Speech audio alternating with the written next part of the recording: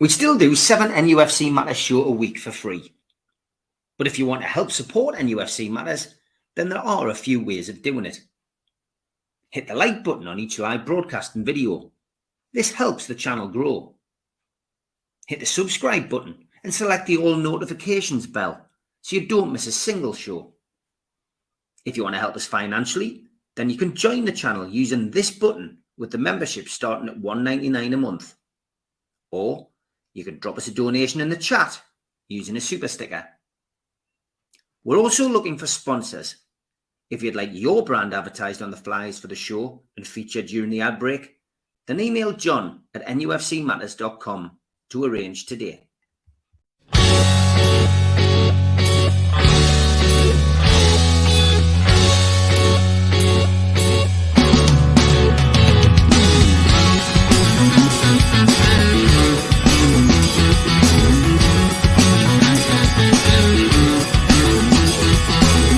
Hush now, city kids, gather round for rubbing mints. Hush now, city kids. When it came to me after so long, I didn't have no choices in the streets where I was from. When I think about the pain, I didn't have no choices. I took what I had sworn. Hush now, city kids, gather round for rubbing mints. Hush now, city kids. Good evening, welcome to NUFC Matters with me, Steve Ray. That is Geordies here, Geordies there, and welcome to George, to Kevin, to Al-Walid, to Mitch, and to Stu. Steve Hasty is busy this week, so not available to join us tonight. But as always, an hour to talk about Newcastle United, and managed to catch a little bit of Eddie Howe's press conference. And Tom Dixon says Tonali's training with Newcastle today. Word from Italy is confirmation of ban, 10 to 12 months expected in the next 24 hours. We're expecting to hear about a ban. It's not confirmed that it's 10 to 12 months. We're led to believe that we'll probably hear something about that before the Champions League game tomorrow, George. But when he was asked whether, he was expecting Tonali to play in the game tomorrow, he said, well, we're training with that idea in mind. So Tonali quite clearly part of his plans tomorrow, George. And if it is a 10 to 12 month ban, it could have been worse. Well, it could have been twice or thrice worse. But of course, he's done what the Italians wanted. He's cooperated from the beginning once he coughed. And that's gone down well, I think, in Italy with the authorities. So good on him, and good for us if that's all it is. He might even get a bit time off because he's cooperated. We don't know all of that yet. But if he's available, he should be playing. That's the best medicine we can give that lad at the moment, I think. And the club. It means the club and the player and his mates, and the management, the fans, we're all in the same place. And that's what's important at the moment, most time. And I suspect that's what's important to him. So, if he's available, yes, play him by all means.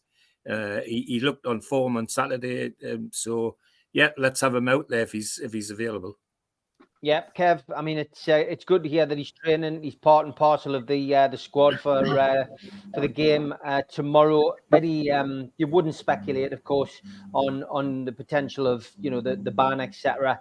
And like you said, I think it was Craig Hope said that there was. I think one of the journalists, might not have been Craig Hope, saying that they were pushing for an immediate ban tomorrow. And he said, "Well, that's news to me." So he says, "You must know more than me." So he wasn't giving anything away, but I'm sure we'll find out in due course, Kev, what the situation is. Exactly, and again, it's the phrase of continue as you mean to go on. He's still a full-fledged part of the squad. Nothing's been sent his way in terms of bans or anything like that. Yes, it's forthcoming, but again, if he's available, like George said, if he's available to play him. That's the best medicine for a footballer, is to play football.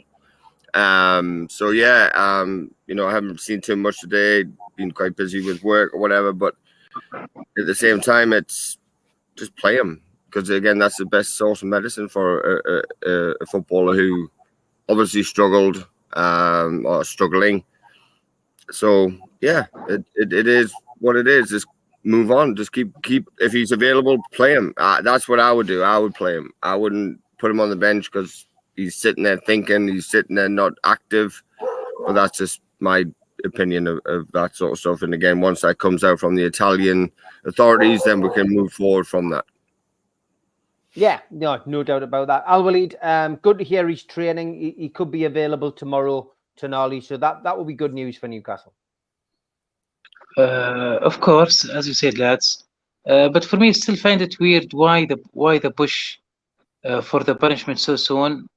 I don't know. Either the Italian they want to make some examples, which is weird for me because, as I understand from a player's confession, that everybody do that, or it's something popular among the players. Anyway, if I think this positively, the player try to cooperate and finish this investigation quickly, so they could have less punishment. So I think this is what happened. I don't believe there is a pressure maybe from other clubs too, because we just find about this in the break, the international break. So I don't know why this expedition to do this punishment quickly, but 1 year we can stay, and we can hold, and 1 year it's like 1 season. So maybe he will catch us in beginning of the next season. And the good thing, he can practice. He's not like injury or have some ACL injury or something. He's ready, so he still can be maybe training with the players. He still can be benefit for himself. So hopefully we'll see him tomorrow. For goodbye this season, and hopefully we will win this game. Yeah, fingers crossed. Welcome back, Stu. Having a little break there, were you? No, I got a phone call and it come on this phone instead of me working the other phone. And it was just people congratulating us on the quiz and asking why it hasn't been mentioned that we should be celebrating success. Then I looked at the door and it was a guy that lives in Bahrain that watches the show. So he's went and got a gift. He went and got what? There's a gift. All right, the crown. It was declined, so I had to take it. All right, okay. So you haven't missed much. We're just talking about Tonali, essentially, and the situation that that he finds himself in. No confirmation of any ban yet, but ultimately it looks as if he may get off slightly later than we thought. I mean, if he gets 10 to 12 months, I think that's bearable because that will be 50% off that as well. Yeah, so 6 months for good behaviour. Yeah. But I don't know. I think it's inevitable that he's going to get banned.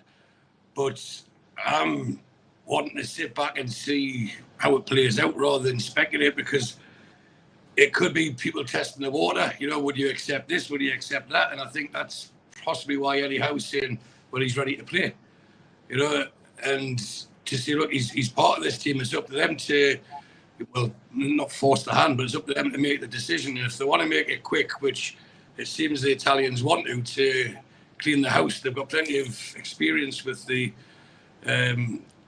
let's say, the non-right way to do things in the footballing field. So if it is banned, you've heard 3 years, you've heard 6 months, you've heard 3 months, you've heard 12 months, you've heard 18 months, 2 years. It could be anything. I think, hopefully, it would only be for the rest of the season. But the more I think about it, I could see it being, if I had to guess, but after just saying we shouldn't speculate, but if I had to guess, I would say they'd give 6 months with 6 months suspended. That would give him a time to get themselves back into fitness if Italy qualify for the European Championships.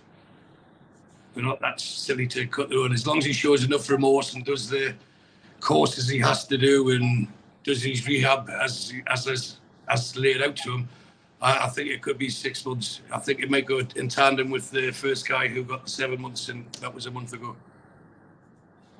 Okay, yeah, not confirmed, of course, Mitch, but looking very likely that the ban will be announced before the Champions League game tomorrow. Well, like Stu says, it's difficult to talk about this without speculating when really you don't want to. to sit down with. There's still so much we don't know. Mitch, have you read that? Yeah, I have. Ironically, I'm planning something along those lines, but that's another matter.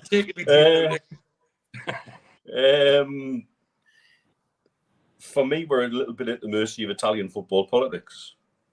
And I think that's why we're just going about our business. We don't know when anything's going to be announced, so we just got to assume he's going to be free to play tomorrow night.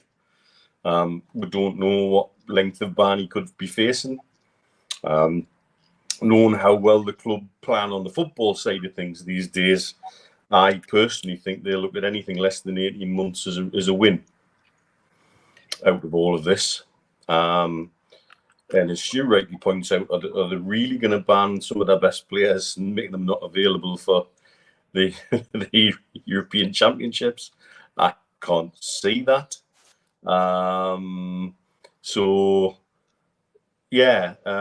But we're totally at their mercy on this, and so is Tonali. You just only hope going forward, in terms of looking after him as a player and as a person, and looking after his fitness, we'll have a degree of preparedness on that front for every eventuality. And if he's available tomorrow night, 100% use him. Squeeze every minute out of his legs that we can. While we've got him, and then just take it from there. Okay, interesting to see how that all develops. As you say, we don't really want to speculate too much because there's nothing come out of the official channels as yet. All speculation. Talking of the game tomorrow, let's start looking ahead to it, lads. Borussia Dortmund come to St James's Park. They have arrived. I have found it funny on social media. It's been like the battle of the buses. First of all, we got this yesterday, the new Newcastle United bus, which everyone seemed to be reveling in. And then we had if you're going to take a photo of the bus, go and get a proper photograph of it. Don't stand behind some trees. But look, the Borussia Dortmund bus has arrived. They're in town. I have noticed a few Dortmund fans walking to Newcastle, so they're here. It's an invasion of Germans. 3,000, George. I mean, first of all, that's a great show of support from the Germans coming across in numbers.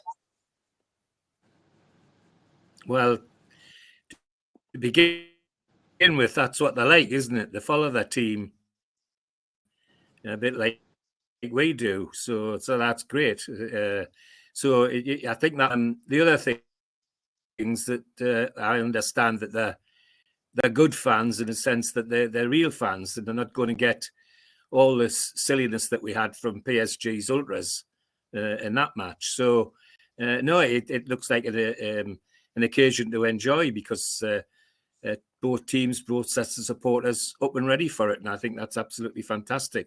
The battle of the buses, yes, it was amusing on social media, seeing different shots of the different buses. But in actual fact, Borussia Dortmund didn't come in their bus. They were already in the hotel when that arrived. It came on its own, I gather, according to Steve. But never mind. I'm looking forward to it. As I said, they're proper football fans as we know them, and they follow their team the same way as we do, which is evident from the numbers that are here. I think it'll be another great occasion for St James's Park and for North East football, and really looking forward to it. Yeah, Kevin, big occasion. It'll be made extra special, of course, by War Flags, whatever they have planned. But yeah, it'll make a good atmosphere, won't it? Having a full away end.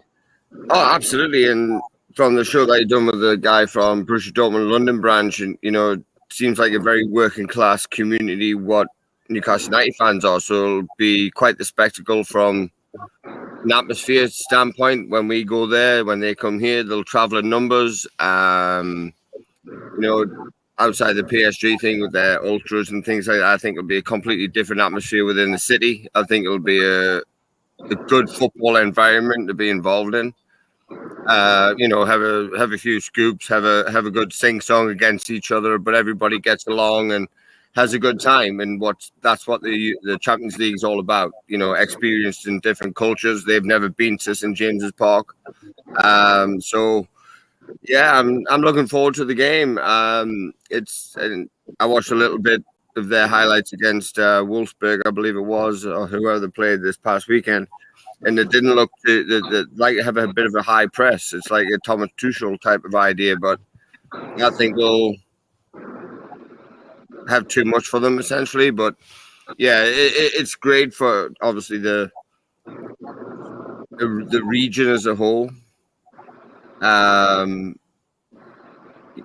We are very similar people, so hey, if they want to join in, we can join in, have a good time, and then the 90 minutes will dictate how it goes. It's not pre, it's not post, it's everything's within that 90 minutes of football, and I'm excited for it. I can't wait. I'm like a kid in a candy shop. I love the Champions League. It's the best competition going. So yeah, bring it on. Yeah, Al Walid, it's going to be a big crowd tomorrow, and Newcastle United supporters. It's always good when there's 3,000 away fans there, because the atmosphere will be great, and we'll have the same when we go to Dortmund. But tomorrow night, we'll be able to do, you know, our flag display. And there's been a lot of talk about the yellow wall in Dortmund. It'll be a good chance for us to show the Germans what we are made of.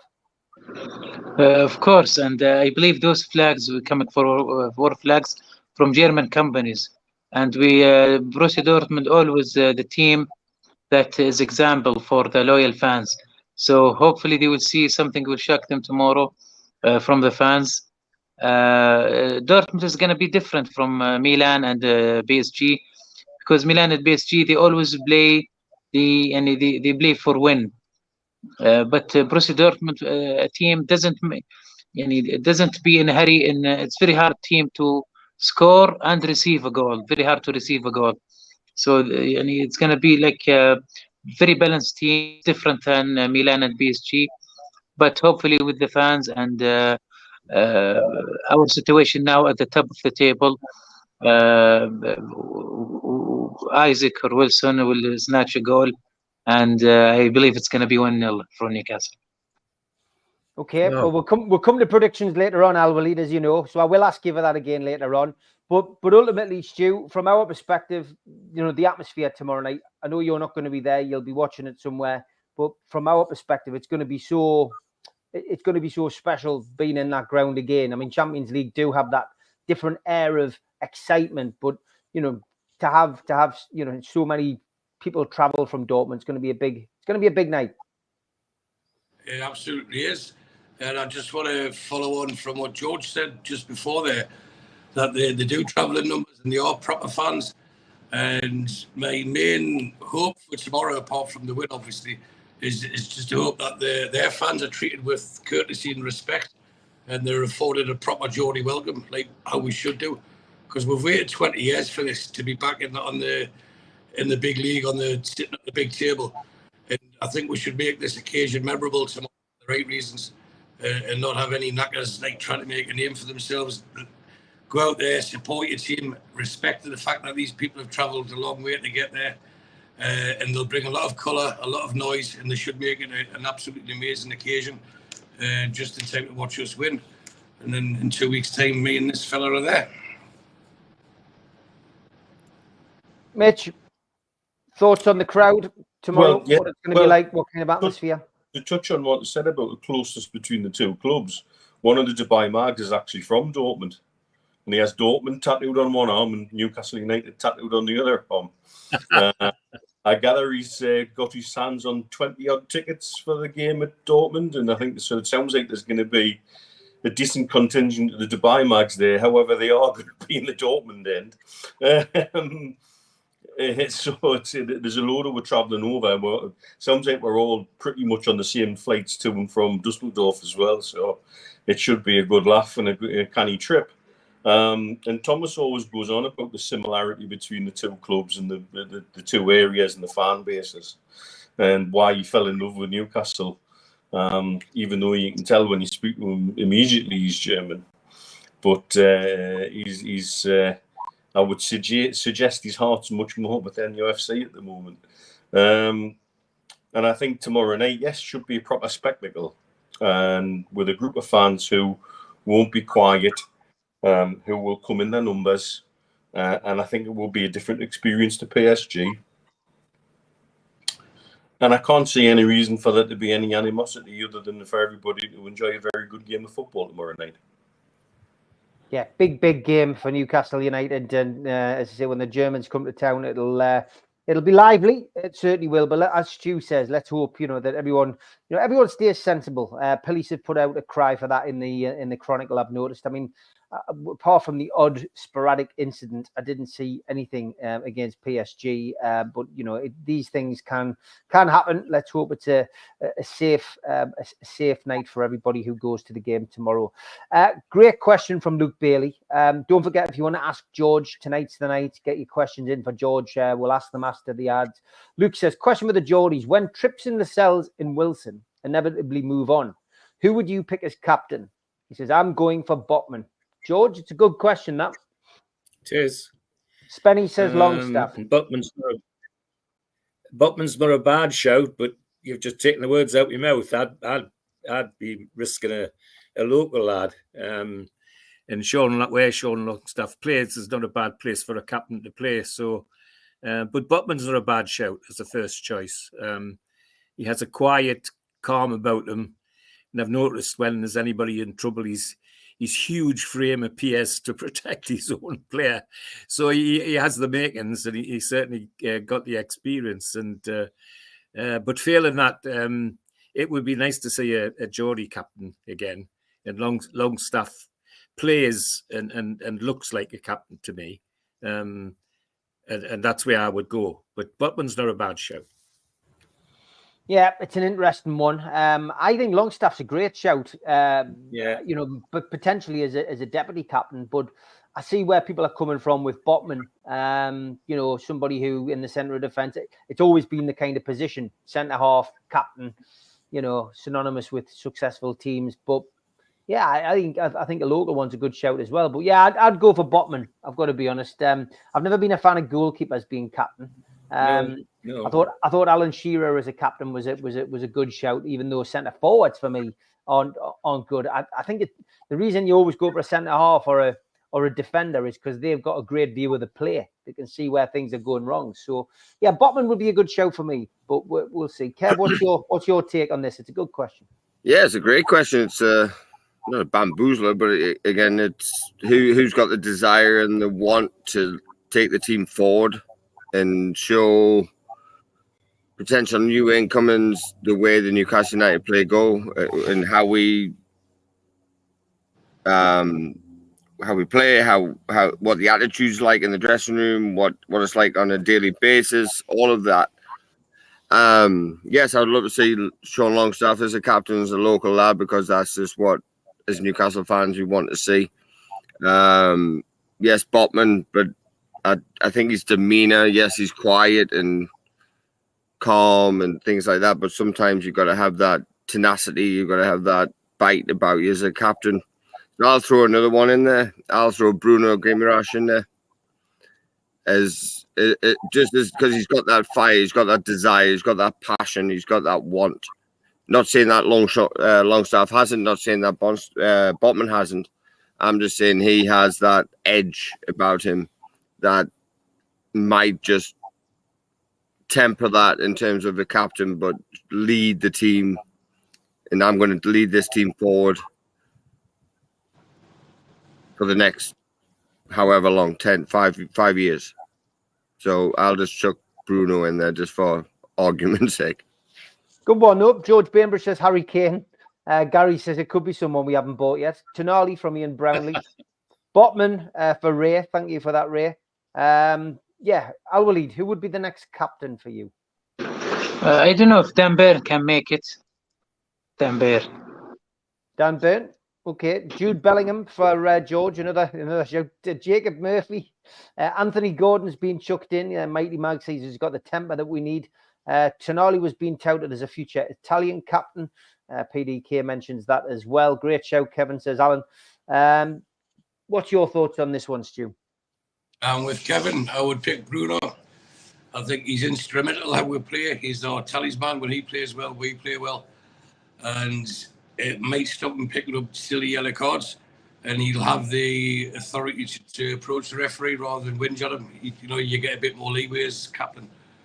So I think he could. But I know people are laughing about Tonali, but Trippier is captain, and he did something similar to what Tonali's just done recently. So we're looking farther down the line now. Hopefully we'll get another 2 fantastic years at least out of Kieran Trippier.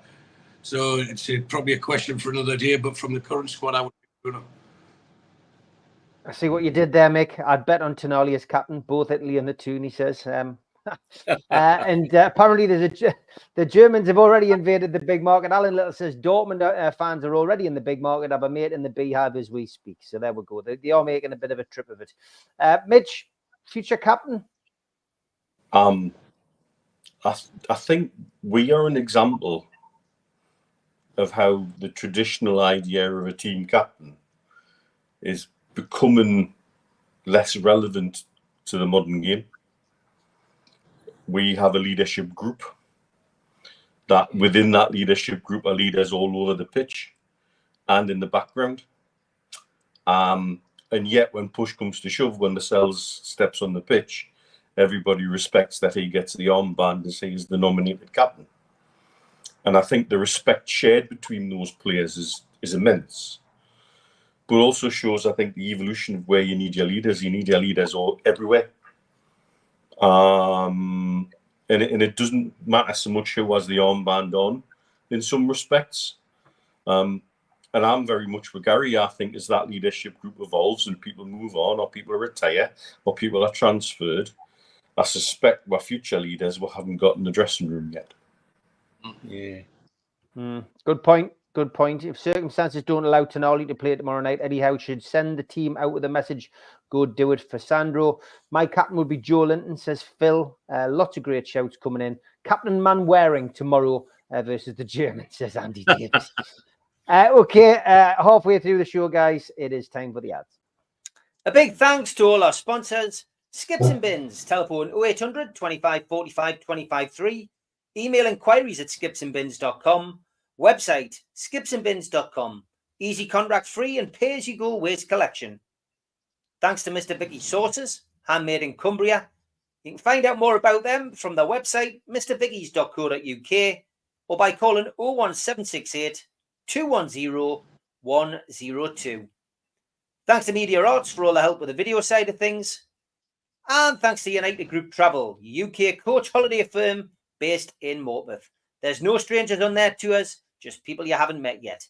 They're now taking bookings for 2024. You can call 01670 632 460, 0791 666 4174 or 07957 141 654 or go to the website unitedgrouptravel.com. Please subscribe to the channel. Hit the subscribe button underneath the video today. We still do 7 shows a week. Hit the thumb up under the video to like it. It does us a big favour. Click share to share to your other social media and let people know about NUFC Matters. We're also a podcast. You can find us on iTunes, Spotify and other podcast providers. If you want to help the show financially, you can take out a £25 one-off membership. You get a scarf, a pen, a cup and a membership card. How do you get it? Go to nufcmatters.com, look for membership. If you've got a smartphone, then put your smartphone over the QR code and it will take you straight to that section on the website. We also support the food bank on this channel. You can donate to the food bank today by going to nufcfansfoodbank.co.uk. We do support events on this channel as well. If you've got an event, please send it in and we'll promote it. The Tyne Theatre and Opera House are doing a Keegan, Beardsley and Waddle event, the Class of 84, 25th of January 2024. Book now by calling 0844 249 1000. And the Tyneside Irish Centre, they're doing an event with Frank Clark and John Gibson on Thursday, December the 7th. You can get tickets from nufcmatters.com and they are priced at £15. There's also some tickets available on Groupon. Don't forget, you can catch me 5 days a week, Monday to Friday, with Rye, Dave, and Daz on the Northeast Footy Brekkie Show, 7 till 9. And you can catch us on the Red, the Toon, and the Cat, and on Toon Radio's website.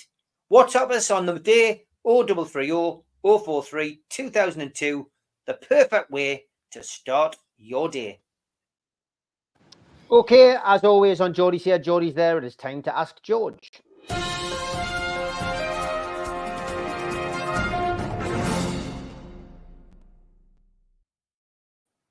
Now, before I ask the question, George, I do want to show this this photo that came into my hands, George. What a belter that is. I hadn't seen that, George. Yeah. Who's that? Well, it used to be George Mitchell when he was 15. We won the Blake Cup, which is the big cup for Northumberland. We won it 2 years running, and I was fortunate enough to be captain. And my coach was Alec Tate, who was Newcastle centre forward then, and had the pleasure of going to watch him score a hat-trick against Sunderland. So, yeah, that evokes lots of memories. The strips are courtesy of Frank Brennan, the ex-player, when he opened his sports shop in Newcastle, much to the chagrin of old Seymour. Alec Tate went up and asked Seymour if he could have a discount, and Seymour said, not likely, not on your Nelly. And as he came out of St. James's, he bumped into Frank Brennan. He told Frank Brennan the story, and Frank Brennan sent him straight down to his shop, and he gave him the whole bloody lot for nothing. Well, fantastic, that great stuff. And Kevin, well done to your lad winning a trophy which was bigger than him. It was, yeah, it's about the size of his hand. Yeah. It was a entertaining game, let's just say that. And as a coach, I don't say anything. I just sit there, and all the parents around was screaming and shouting, and it was a wonderful night for him. He's only 8, and he won a little championship last night for a baseball game, and yeah, it was a wonderful night for him. And my youngest son, he's got one on Wednesday night, so plenty of athletes in my family. So it's like trying to dodge around schedules and stuff like that. So yeah, thank you. We wouldn't expect anything else from the resident coach. Well, there you go. Good stuff. Okay, here's your questions then, George. Ask George, did you ever get a chance to play against a German team, and what came from your experience, or what shone from your experience? The German youth team came to Newcastle from Hamburg, and the only experience I can remember is that they tried to kick us off the pitch, and we tried to kick them off the pitch. That's about the only experience I can remember. They actually beat with 3-1, I think. But they were touring in the UK, and we played them at Hunters Moor when Newcastle had their training ground at Hunters Moor up on Barrack Road. And that's my only experience of actually playing against a German team. Okay, good stuff. Thanks for that, Spenny. Next question for George. What are his memories of Sir Bobby Charlton? Well, to meet a hero like that is always great. And I have my gripes of Ted Hughes sometimes, that used to run the juniors and the ends. But if Ted Hughes knew there was some personality in the ground or nearby, he would get them to come in the dressing room at half time. And Bobby Charlton was one of those. We were playing. We weren't actually playing Manchester United. I think we were playing the other ones. We were playing the City in a youth cup game. But Bobby Charlton was in the crowd, and Ted Hughes went out and got him to come in and say hello to the lads. And then I met him a couple of times after that in similar circumstances. My memory is of an extremely nice man, very quiet. You would never have guessed he was the great World Cup hero that he was going to become, or the great England hero he already was then. Just a nice man who clearly cared passionately about football. Much quieter, the lads, than some of the other stars that I met in the same way. But it's interesting. There was a quiet feeling about him in the same way. I'm trying to think the comparison. We went to Leeds, and who should they bring in but John Charles? But the difference with Charles was he was enormous man, absolutely enormous, but a gentle giant, and the same quiet assurance as Bobby Charlton had. So a lovely, quiet man, and somebody you could fasten on to without any problem at all. Yeah, sad loss. Okay. Sad loss. Yeah, a sad loss indeed, and a sad loss as well. Whilst we're talking about people who've passed, Bill Kenwright, the chairman of Everton, passed away today. Led a hell of a career, certainly in the world of theatre as well. And you know, Everton was his love, very passionate. I always felt very sorry for him, the way that he was almost attacked by Everton fans at times. He only ever tried to do the best for the club, but yeah, sad to see the news about. He was a proper football man, wasn't he? Proper football man.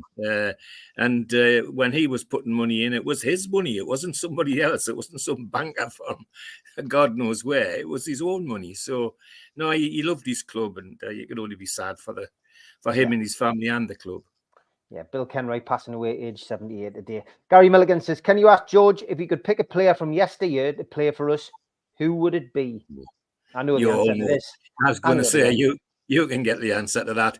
Yesteryear for me doesn't start till the 50s.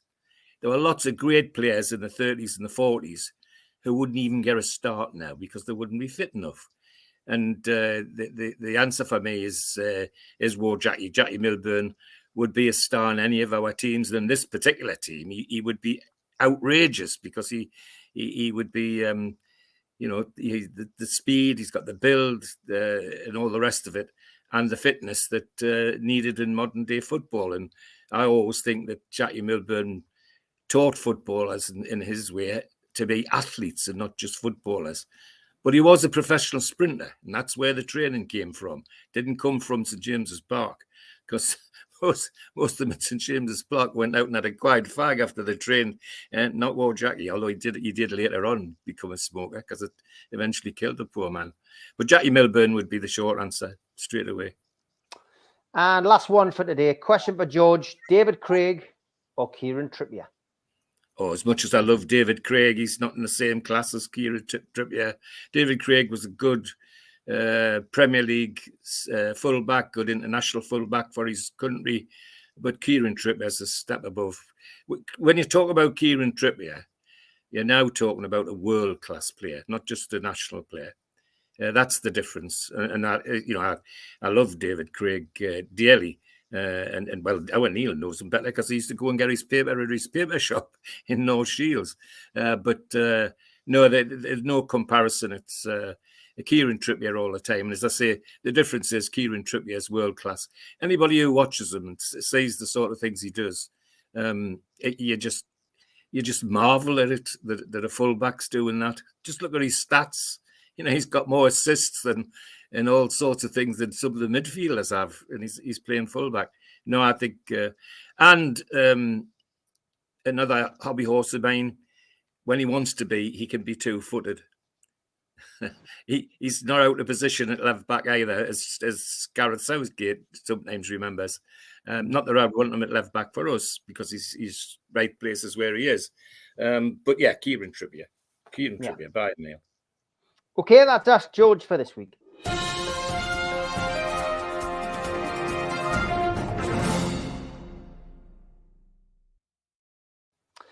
Okay, Newcastle United take on Borussia Dortmund at home tomorrow. It is an 8 o'clock kickoff. It is live on TNT Sports 2. As I mentioned earlier, 3,000 tickets for the Germans have been snapped up, so there'll be a bouncing atmosphere at St James's Park tomorrow. Elsewhere in our group, of course, PSG will host AC Milan. Team news, well, Harvey Barnes and Sven Botman will miss out, while it's anticipated that Sandro Tonali, will or will not be in the team. We don't know. Could he have started his ban? Will he have a period of grace, be allowed to compete tomorrow and then be banned? We will wait and see. No announcement has been forthcoming as yet. One would imagine if the ban is announced tomorrow, that it would probably start tomorrow, but we will wait and see. It's all a little bit too up in the air at the moment on that. What we do know, though, is that Javier Manquillo, Emil Kraft, Matt Ritchie and Mark Gillespie have all been omitted from United's Champions League squad. Joe Willock is back in training. Eddie Howe confirmed that again today, but he is not match fit, so is unlikely to feature in this game. These two teams have never previously met. Several Magpies are no stranger to Dortmund, of course. Alexander Isak was with them from 2017 and 2019, mainly for the B team. Fabian Schär and Joe Linton both faced Dortmund in the Bundesliga while they were at Hoffenheim. I think there was a goal as well for Joe Linton against them at one point. Kieran Trippier started for Spurs both home and away to Dortmund in the Europa League with Spurs in 2016, twice finishing on the losing side. And a year later, he watched from the bench as Spurs won home and away in the Champions League and was similarly unused the following season as the Cockerels collected another 6 points in the same competition. Thanks to NUFC.com for that little bit of information. As for Dortmund, well, Julian Ryerson hasn't travelled due to illness. Edin Terzic's side finished second in the Bundesliga behind Bayern Munich last season. They were denied the title, as I mentioned the other day, on goal difference alone. They had a 1-0 win.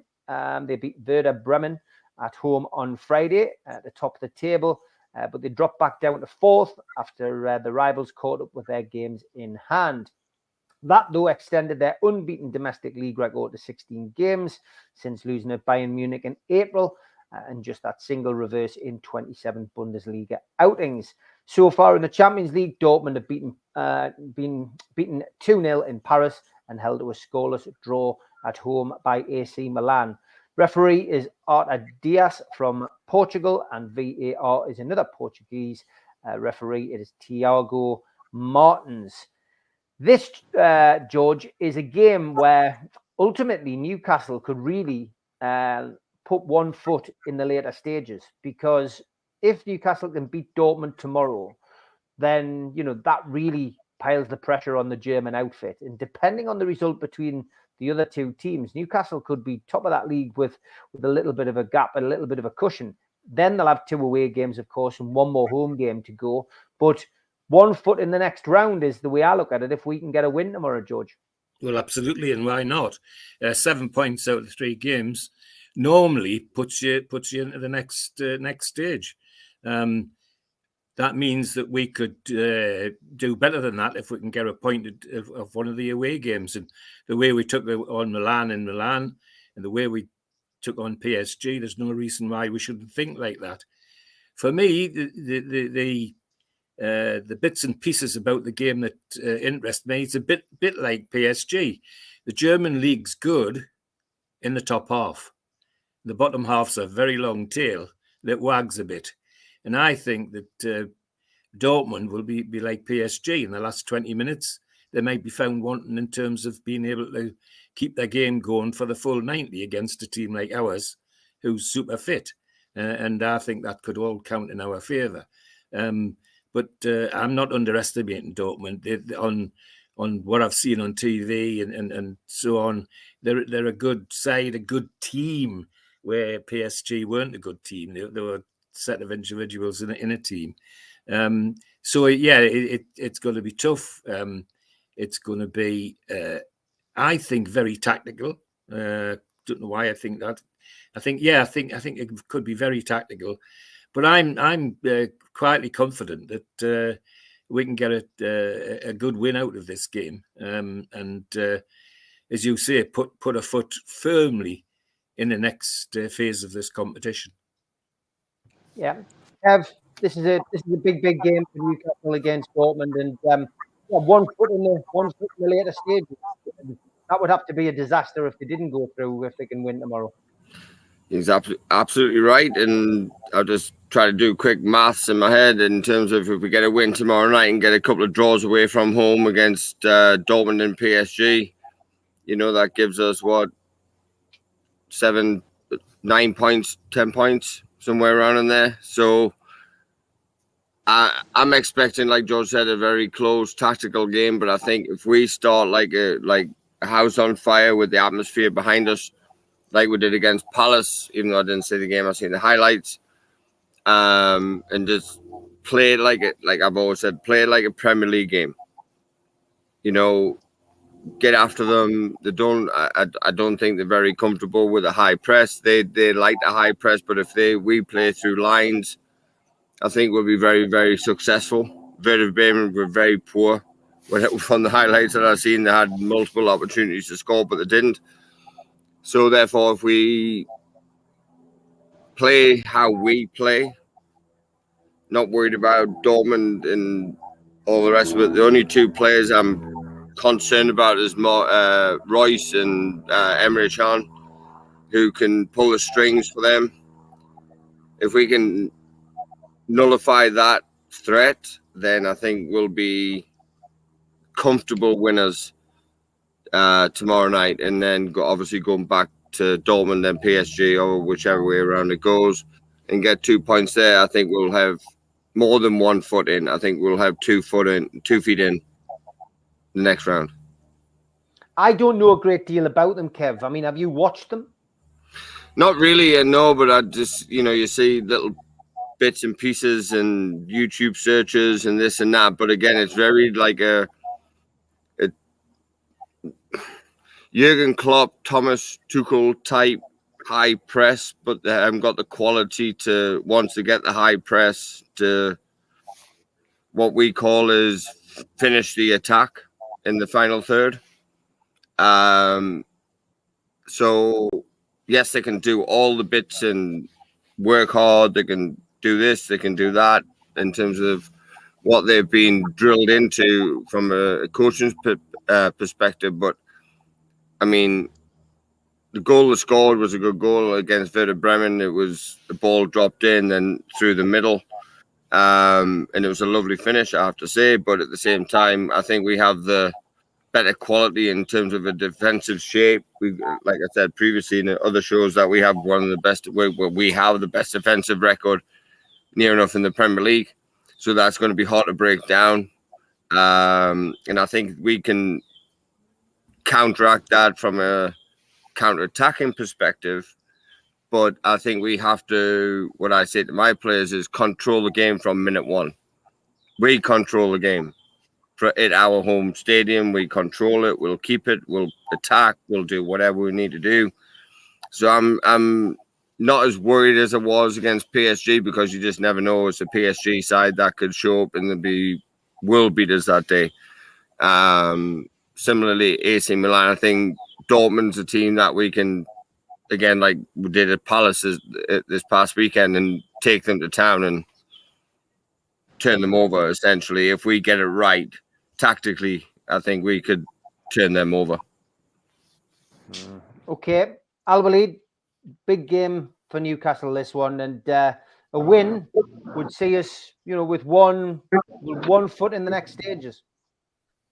Of course, and when I try to watch the coming games for Champions League for Newcastle and for the other teams, I can't say it will be settled, I believe, in last round, because it's going to be difficult. Maybe tomorrow is the most important game, because it's in our land. So we have now after that we have 2 games away. So it's going to be much more difficult. So bringing 7 points with two home game. So tomorrow is important, and we play Dortmund twice. The Champions League situation, or the way they play. So we play Dortmund twice. After that, Paris Saint-Germain and Milan. So it's going to be both games very difficult. And for me, we'll take about the result expectation later. Yeah. Well, I was waiting for you to say it's going to be 1-0, and then I'll come back around for the predictions, and you'll be able to change your mind.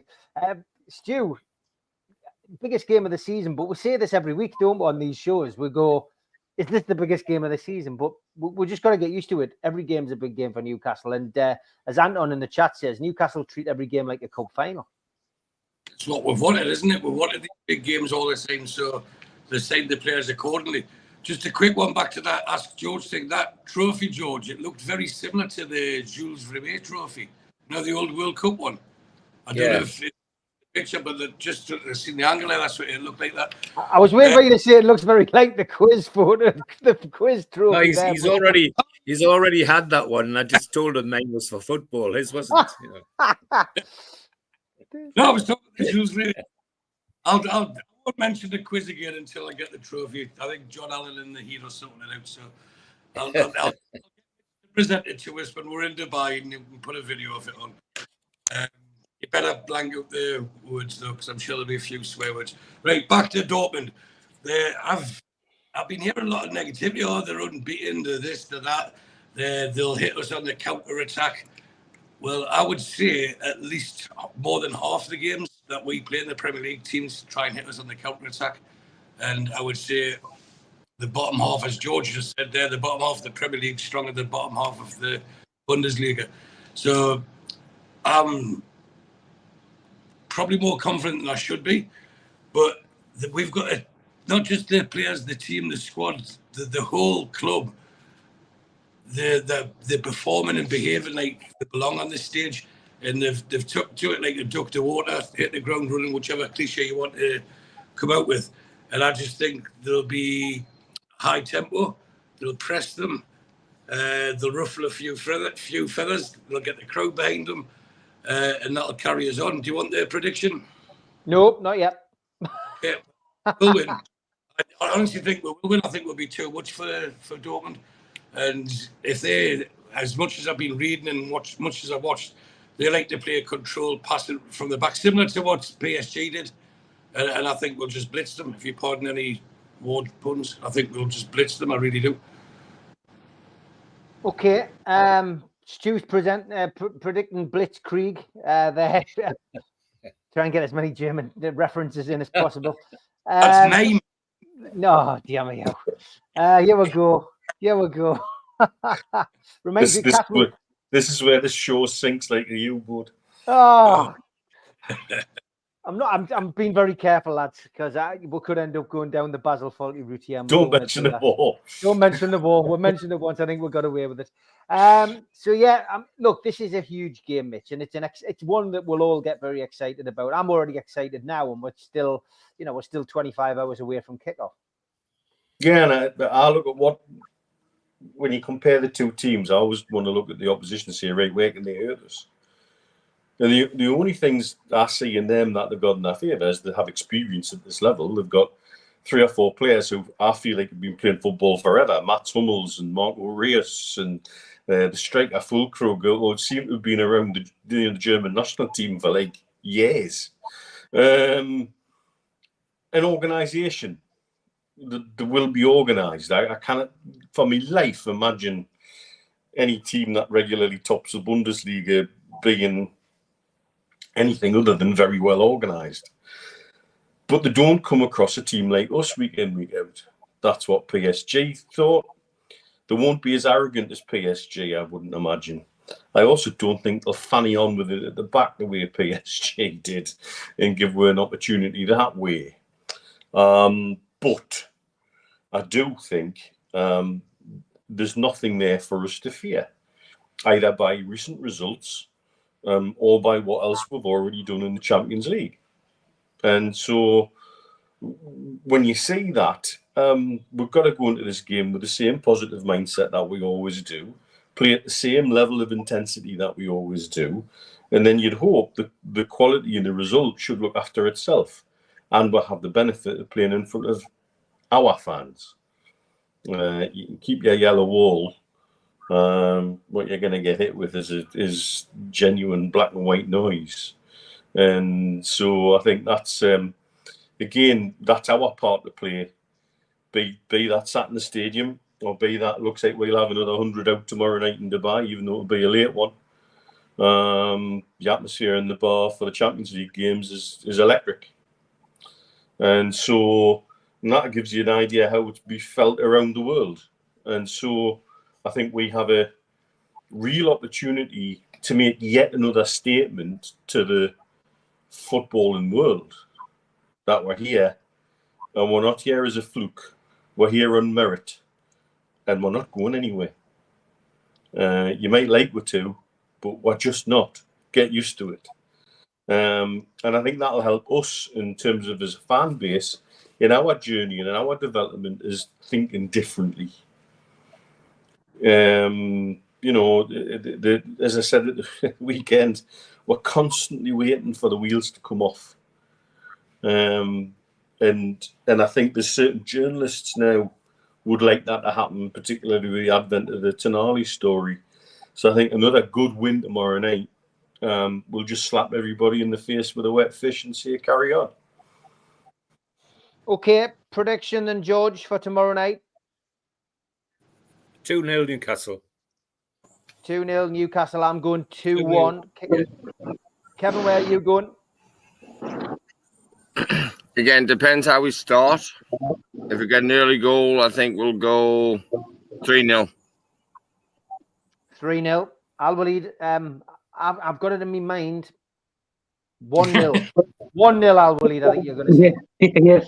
1-0 because Borussia under pressure and I believe they will make a mistake. 1-0. Okay. Stu? Well, I'm just wondering if the wet fish Mitch says are going to get slapped with. Will that be a herring? Oh, no. Yeah. Oh, dear.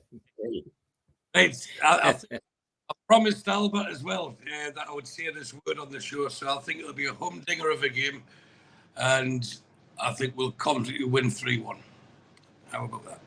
Okay, you're going for a 3-1, and Mitch? 2-0. The second one later on, while pressing forward to try and get an equaliser. Okay, Ray, we'll give you the last word. You're often posting on the chat. Welcome to you again. He's going for a 4-0 win.